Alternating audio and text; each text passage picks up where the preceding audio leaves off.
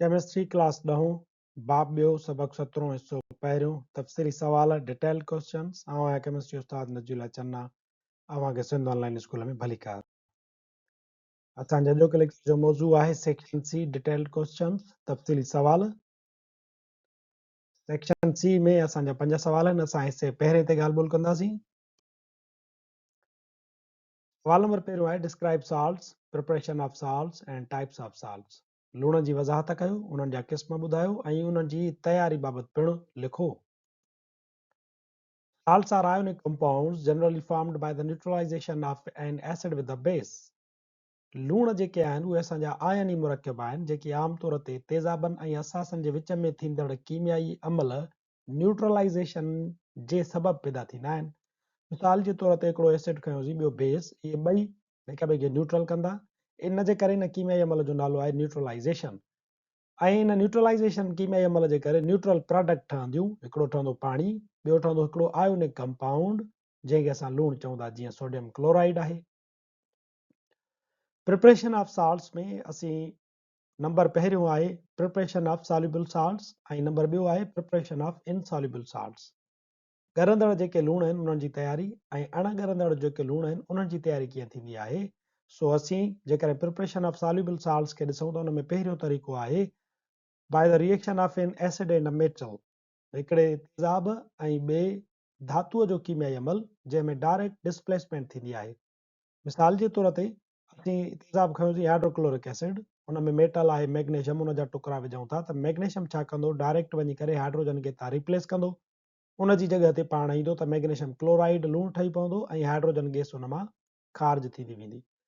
Magnesium chloride soluble salt आहे, तंहिंजे करे इहो असांजे प्रिपरेशन ऑफ सॉल्युबल साल्ट्स में तरीक़ो अची वञे थो। नंबर ॿियो तरीक़ेकार आहे सॉल्युबल साल्ट ठाहिण जो by the reaction of an acid and a base, neutralisation वारो तरीक़ो, बेअसरी वारो अमल जंहिंमें तेज़ाब ऐं असास जे विच में कीमियाई अमल कराइबो आहे। तेज़ाब खणो ऐं असास खणो, उन्हनि ॿिन्ही खे मिलाईंदो त हिकिड़ियूं बेअसर प्रोडक्ट ठहंदियूं जंहिंमें लूणु ऐं पाणी शामिल हूंदो। मिसाल जे तौर ते हाइड्रोक्लोरिक एसिड खयोंसीं aqueous, सोडियम हाइड्रोक्साइड खयोंसीं aqueous, पाणी में मिलियल आहिनि ॿई, उन्हनि ॿिन्ही खे मिलायोसीं त असांखे सोडियम क्लोराइड मिलियो जेको aqueous आहे यानी सॉल्युबल साल्ट आहे, ऐं ॿियो असांखे पाणी मिलंदो। ॿियो जेको असां वटि तरीक़ेकार आहे उहो आहे प्रिपरेशन ऑफ इनसॉल्युबल साल्ट्स, अणॻरंदड़ लूणनि जी तयारी। In this method usually solutions of soluble salts are mixed. हिन में छा थींदो त असां ॻरंदड़ लूण पाण में मिलाईंदासीं। During the reaction, exchange of ionic radicals takes place to produce two new salts. ॿ जेके सॉल्युबल साल्ट पाण में मिलाईंदासीं त उन मिलाइण जे करे छा थींदो त हिक लूण जा ॿिए लूण जे आयोनिक रेडिकल्स सां तब्दील थी वेंदा। आयोनिक रेडिकल्स एक्सचेंज थींदा त ॿ नवां लूण ठही पवंदा।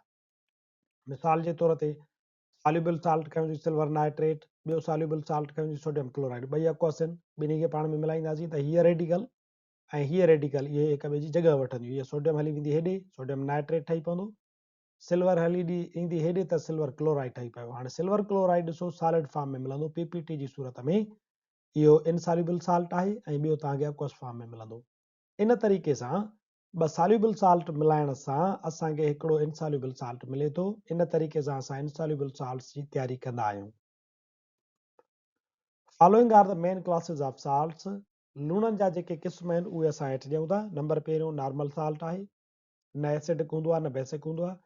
नंबर ॿियो एसिडिक साल्ट, अहिड़ा लूण जिन में तेज़ाबी हाइड्रोजन मौजूदु हुजनि। नंबर टियों आहे बेसिक साल्ट, अहिड़ा लूण जिन जे अंदरि हाइड्रो ऑक्साइड आयन मौजूदु हुजे। नंबर चौथों आहे डबल साल्ट, ॿिटा लूण, ऐं इन्हनि खां अलावा कुझु ॿिया पिणु क़िस्म आहिनि। सवाल नंबर ॿियो आहे explain in detail that how water ionization is related with pH of solution.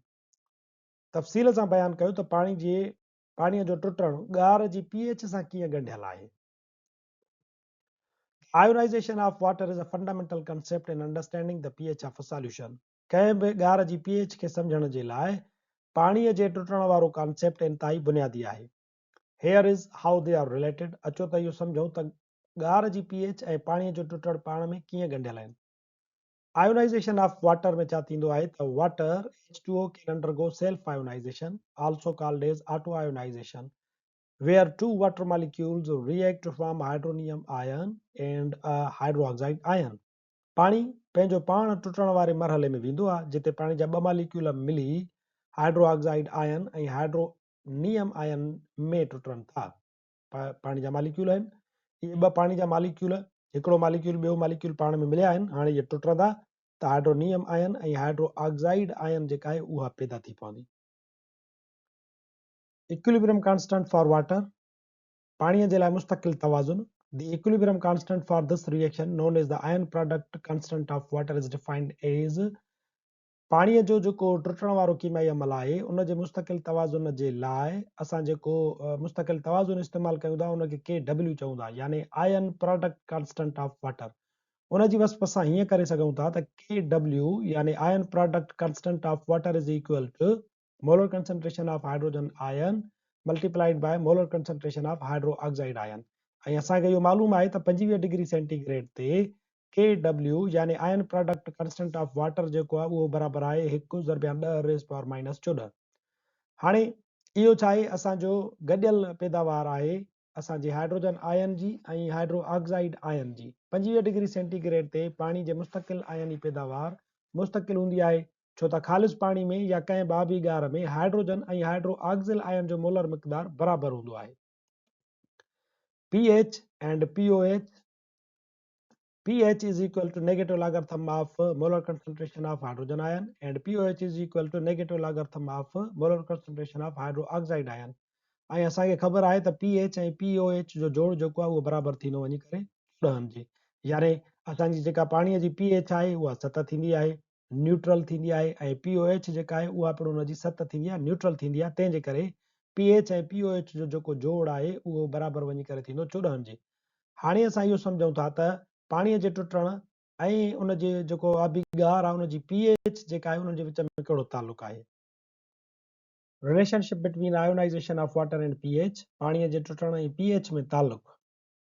Neutral जेके सॉल्यूशन्स थियनि था उहे इन जे लाइ न्यूट्रल हूंदा आहिनि छो त उन्हनि में एसिडिक जेकी जुज़ा थियनि था ऐं जेकी बेसिक जुज़ा थियनि था उहे बराबरि थींदा आहिनि, यानी उहे ॿई हिक ॿिए खे न्यूट्रल करे छॾींदा आहिनि।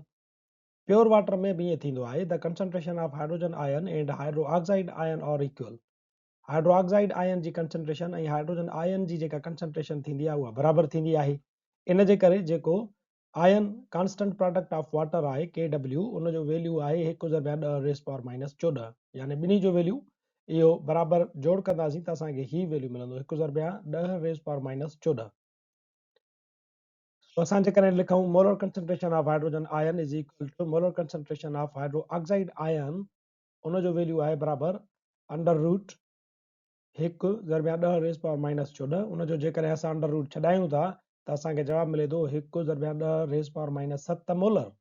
ऐं इहो जेको वैल्यू आहे उहो मोलर कंसंट्रेशन ऑफ हाइड्रोजन आयन बि आहे ऐं इहो ई वैल्यू वरी हाइड्रोक्साइड आयन जो पिणु आहे, ॿिन्ही जो वैल्यू बराबरि थींदो आहे। उन जो जोड़ कंदा आहियूं त असांखे जवाबु मिलंदो आहे 1/10⁻⁴14। इन जे करे ख़ालिस पाणी जी जेका pH आहे उहा थींदी pH is equal to negative logarithm of hydrogen ion जी जेका कंसंट्रेशन थींदी 1/10⁻⁷, उन जो तव्हां लॉग वैल्यू कढंदो त तव्हांखे जवाबु वञी करे मिलंदो 7। सो प्योर वाटर जेको आहे उनजी pH 7 थींदी आहे ऐं 7 pH जेका आहे उहा न्यूट्रल कंहिं बि सॉल्यूशन खे या पाणीअ खे या सॉल्ट जी pH जेका आहे उहा 7 थींदी आहे।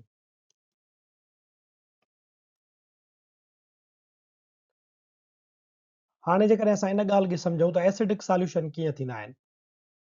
If an acid added to water it increase the concentration of hydrogen ions. हाणे पाणीअ जे अंदरि हाइड्रोजन आयन जी कंसंट्रेशन या हाइड्रोक्साइड आयन जी कंसंट्रेशन जेका आहे उहा बराबरि थींदी आहे, पर जेकॾहिं असां पाणीअ में एसिडिक जेको कंटेंट आहे तेज़ाब आहे उहो था विझूं त उन में अंदरि तेज़ाब वञी करे हाइड्रोजन आयन जी कंसंट्रेशन में इज़ाफ़ो कंदो, यानी उनखे एसिडिक कंदो। मिसाल जे तौर ते पाणी आहे, उन में असां एसिड जीअं मिलायोसीं त उन जे अंदरि हाइड्रोजन आयन जी जेका कंसंट्रेशन आहे उहा वधीक थी वेंदी, त यानी पाणी जेको आहे उहो एसिडिक थी वेंदो। हाइड्रोजन आयन जी कंसंट्रेशन वधंदी त pH 7 खां बिलो वेंदी, हेठि वेंदी, त उहो पाणी जेको आहे असांजो एसिडिक थी वेंदो।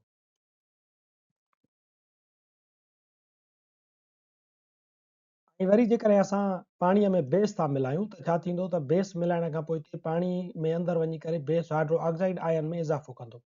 हाणे हाइड्रो ऑक्साइड आयन में जो इज़ाफ़ो थींदो त हाइड्रोजन आयन जी जेका कंसंट्रेशन आहे उहा घटिजी वेंदी, त यानी pH जेका आहे उहा 70 खां मथे हली वेंदी, त पाणी जेको आहे उहो असांजो बेसिक सॉल्यूशन थी वेंदो।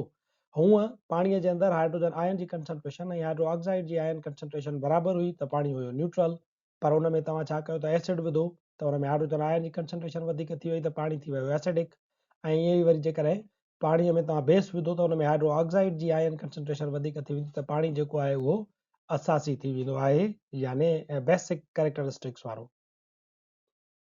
सवाल नंबर 2 है, discuss in detail how different solutions in aqueous system exhibit increase in acidity and increase in basicity on the basis of hydrogen ion and hydroxide ion। तफ़सीली तौर सम्झायो त मुख़्तलिफ़ आबी गार हाइड्रोजन आयन ऐं हाइड्रोऑक्सिल आयन जे लिहाज़ खां तेज़ाबियत या असासियत में इज़ाफ़ो कीअं कनि था। The acidity or basicity of a solution is determined by the concentration of hydrogen ions and hydroxide ions। गार जी तेज़ाबियत या असासियत उन में मौजूदु हाइड्रोजन आयन ऐं हाइड्रोऑक्सिल आयन जे मिक़दार खे मापण सां मालूम कबी आहे। यानी गार में केतिरी हाइड्रोजन आयन आहे इन जे बुनियाद ते तेज़ाबियत असां तय कंदा आहियूं, या गार जे अंदरि हाइड्रोऑक्साइड आयन जो मिक़दार केतिरो आहे इन बुनियाद ते असासियत असां तय कंदा आहियूं।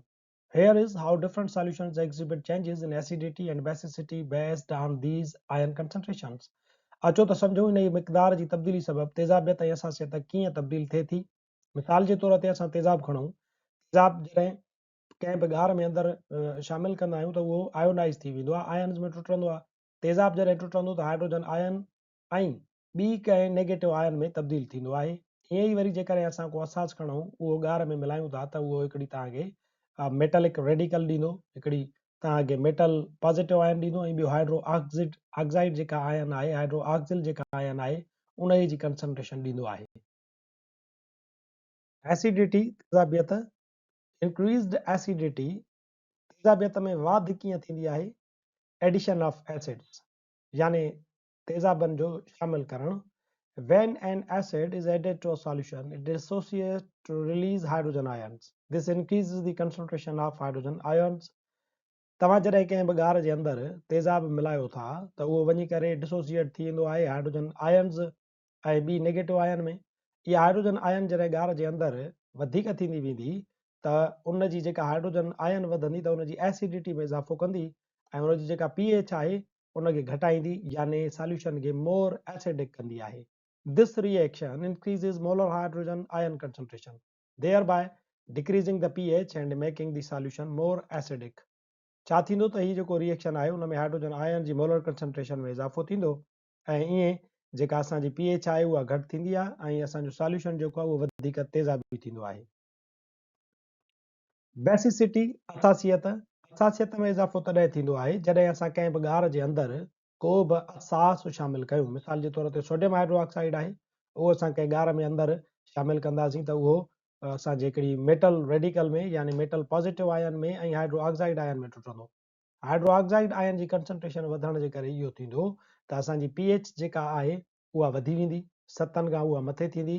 7 खां मथे जॾहिं pH थींदी त असांजो जेको सॉल्यूशन आहे उहो मोर बेसिक थींदो आहे, असासियत में उन जी में इज़ाफ़ो थींदो।